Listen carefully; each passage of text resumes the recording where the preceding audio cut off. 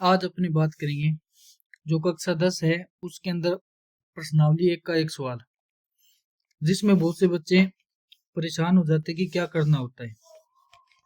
तो एक क्वेश्चन है, √5 एक अपरिमेय संख्या है, इसको सिद्ध करना है। इसको सिद्ध कीजिए। तो ये क्वेश्चन है जहाँ पे बच्चों को बहुत बड़ी प्रॉब्लम होती है, ये उलझ जाते हैं बच्चे कि क्या करना होता है क्या नहीं करना होता। तो इसको सिद्ध करने के लिए अपनी करते इसका सॉल्यूशन। तो सबसे पहले इसको अपरिमेय सिद्ध करना है, तो अपने मान लेते हैं, मानना √5 एक परिमेय संख्या है। इसको अपनी परिमेय संख्या मान लिया। अब अपने ये सिद्ध नहीं करेंगे कि √5 एक अपरिमेय संख्या है। हम इसको सिद्ध करने की कोशिश करेंगे कि जो √5 है वो एक परिमेय संख्या है। यदि हम इसे सिद्ध न कर पाए कि ये एक परिमेय संख्या है, तो ये अपने आप सिद्ध हो जाएगा कि ये अपरिमेय संख्या है, क्योंकि या तो परिमेय होगा और या क्या होगा, या अपरिमेय। ठीक है, या तो परिमेय हो सकता है या हो सकता है अपरिमेय। तो अपने कोशिश करेंगे कि इसको √5 को परिमेय संख्या सिद्ध करें। तो आगे चलते हैं। मानना R/S दो पूर्णांक हैं, ठीक है, जहां S ≠ 0। ठीक है, यदि √5 परिमेय संख्या हो, परिमेय संख्या हो, तो इसको लिख सकते हैं अपने √5 बराबर R/S। ओके, अब ये क्या है, इनको यदि विभाजित करें, यदि R/S को विभाजित किया जाए तो हमारे पास दो पूर्णांक A व B प्राप्त होते हैं जो अविभाज्य हैं। तो ये कहने की बात क्या है, R और S इनको अगर विभाजित करें तो यहाँ पे आ जाएगा A/B। जो ये A/B है वो क्या है, अविभाज्य, इनको आगे विभाजित नहीं किया जा सकता। जैसे देखो, यहाँ पे लिख दिया अपने 2/1, यहाँ लिख दिया अपने 3/2, इनको आगे विभाजित नहीं किया जा सकता। ठीक है, इसी प्रकार A और B दो ऐसे पूर्णांक है जिनको आगे विभाजित नहीं किया जा सकता। तो यहाँ पे अपने लिखेंगे √5 बराबर A/B। ठीक है, यहाँ पे इनका वज्र गुणा करेंगे, वज्र गुणा करने पर, वज्र गुणा करेंगे तो ये क्या हो जाएगा, B इधर आ जाएगा, तो 5 रूट, तो B√5 बराबर क्या हो जाएगा, A। ये होगी समीकरण 1। अब क्या करेंगे, अपनी दोनों तरफ वर्ग करने पर, ठीक है, समीकरण 1 में अपने यहाँ पे इसका वर्ग करते हैं, तो B√5 इसका वर्ग करेंगे बराबर A का वर्ग करेंगे। तो यहाँ पे अपने पास क्या आ जाएगा, 5 बी स्क्वायर बराबर ए स्क्वायर। यहाँ पे अपने सबसे पहले बात की थी ए व बी प्राप्त होते हैं जो पूर्णांक है जो अविभाज्य हैं। ठीक है, अपनी बात की थी ए और बी एक दूसरे से विभाजित नहीं होते। यहाँ पे देखो ए और बी विभाजित नहीं होते तो बी स्क्वायर और ए स्क्वायर भी विभाजित नहीं होंगे। यहाँ पे आपको बात समझ आ गई कि जो ये बी स्क्वायर है वो ए स्क्वायर से विभाजित नहीं होगा।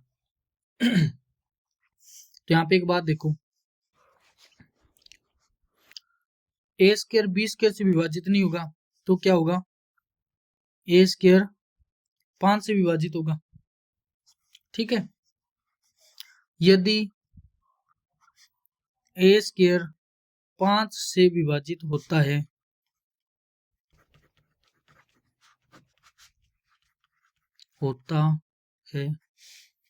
तो ए 5 से भी विभाजित होगा।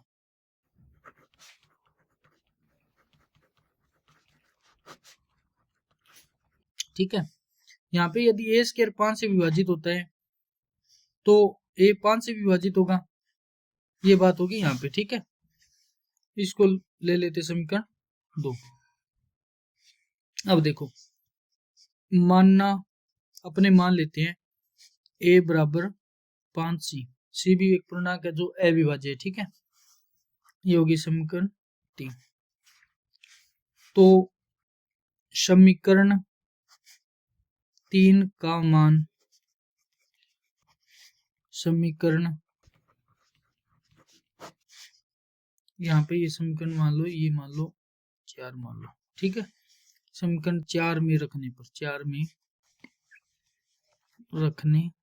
पर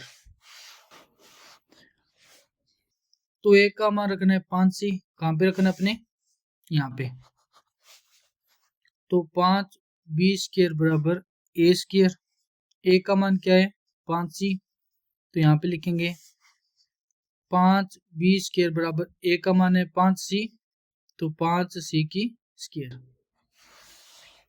आगे देखें तो ये हो जाएगा 5 बी स्क्वायर बराबर 5 की स्क्वायर 25 इंटू में सी की स्क्वायर सी स्क्वायर। 5 से काटेंगे तो आ जाएगा 5, तो आ जाएगा बी स्क्वायर बराबर 5 सी स्क्वायर। अब देखो, अपने बात की थी बी और सी अविभाज्य, ए बी अविभाज्य थे और सी भी अविभाज्य है।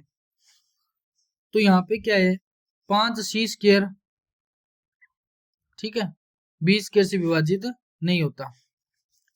तो यहाँ पे क्या होगा, बी स्क्वायर किससे विभाजित होगा, बी स्क्वायर 5 से विभाजित होगा। और अपने एक बात अपने को पता है, यदि किसी की स्क्वायर किसी संख्या से विभाजित है तो सिंपल अकेली संख्या भी उस संख्या से विभाजित होगी। बी स्क्वायर 5 से विभाजित है तो बी भी 5 से विभाजित होगा, बी 5 से विभाजित होगा। ठीक है, यहां तक अपने को आप पूरी बात समझा गई। अब करते हैं आगे। अब देखो, पहले अपने देखा था कि जो ए है वो 5 से विभाजित होता है।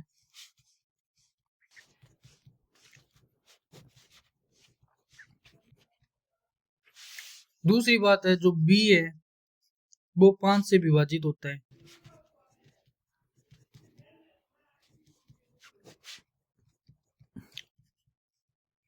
ये दो बात होगी कि जो ए है जो पूर्णांक है वो 5 से विभाजित होता है और जो बी है पूर्णांक है वो भी 5 से विभाजित होता है।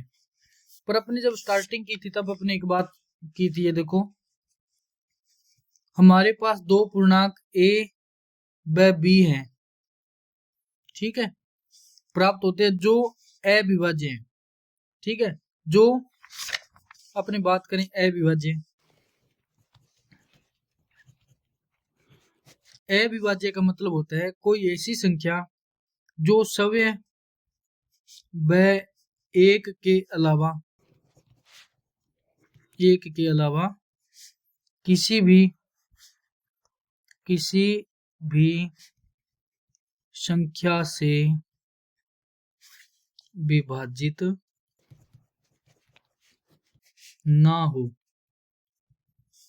अविभाज्य का मतलब होता है जो सव्य व एक के अलावा किसी भी संख्या से विभाजित न हो। पर अपने पहले देखा था कि a और b ऐसे पूर्णांक है, एक तो बात कि ये पूर्णांक है और दोनों अविभाज्य हैं, मतलब एक दूसरे से विभाजित नहीं होते, किसी और संख्या से भी विभाजित नहीं होते, केवल एक से विभाजित होंगे। पर अपने यहाँ पे देखा कि a 5 से विभाजित होता है और b 5 से विभाजित होता है। ठीक है, अब यहाँ पे एक विरोधाभास हो गया। यहाँ पे विरोधाभास क्या हो गया कि जो अपने a व b पूर्णांक माने थे, पूर्णांक जो अविभाज्य थे, अविभाज्य गलत हो रहा है, अविभाज्य थे, वे दोनों संख्या 5 से विभाजित होते हैं। क्योंकि ये जो विरोधाभास है वो किस लिए है, क्योंकि जो हमने माना था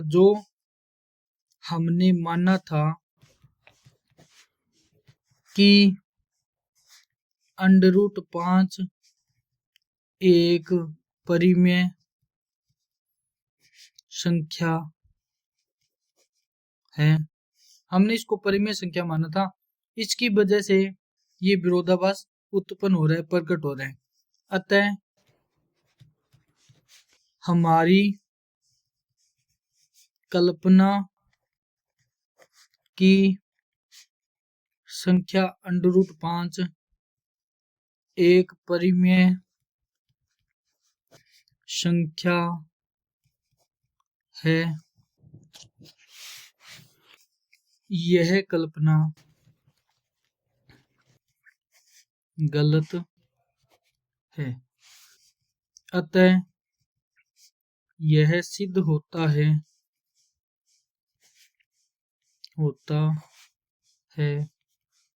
कि √5 एक अपरिमेय संख्या है। तो इसी के साथ जो अपना क्वेश्चन था कि √5 एक अपरिमेय संख्या है, इसको सिद्ध करना है, तो ये अपना सिद्ध हो गया। और यदि आपको यहाँ पे क्वेश्चन में कोई भी प्रॉब्लम हो तो आप इसको दोबारा देख सकते हो।